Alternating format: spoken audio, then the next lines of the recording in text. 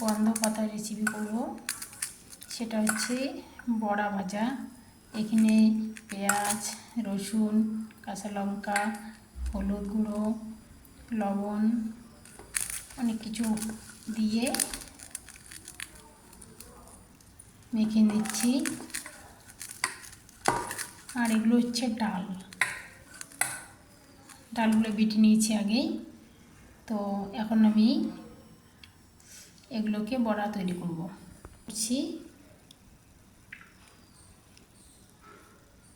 এরকম করে গোল গোল গোল গোল করে করতে হবে।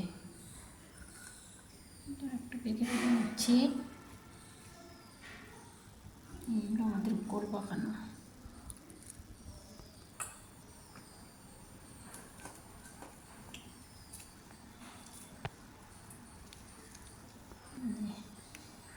এই যে আমার বড়ার হচ্ছে গোল পাকানো শেষ। এখন আমি এগুলোই ভেজে নিব। এই যে বড়া বানানো শেষ। এখন আমি তেলে দিব। কড়াই বসিয়ে দিলাম। এই যে কড়াইতে বসিয়ে দিলাম।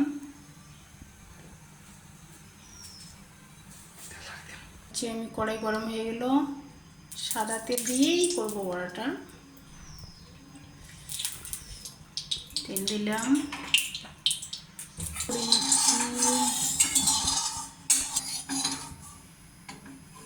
এখন বড়াটাকে দিব। নতুন হচ্ছে চালের বড়া, গন্ধ পাতার বড়া খুবই টেস্টি লাগে।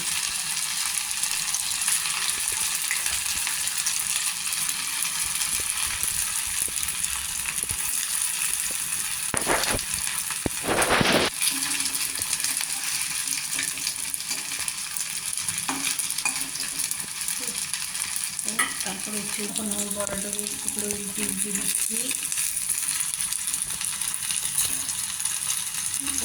লাল কালার আসছে।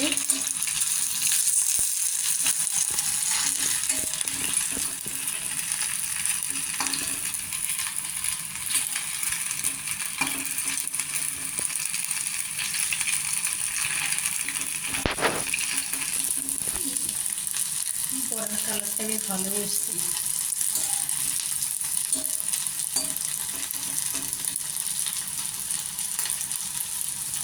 হচ্ছে বড়াগুলো আমাদের হয়ে গেল। একটা করে বড়া নামিয়ে নিচ্ছি।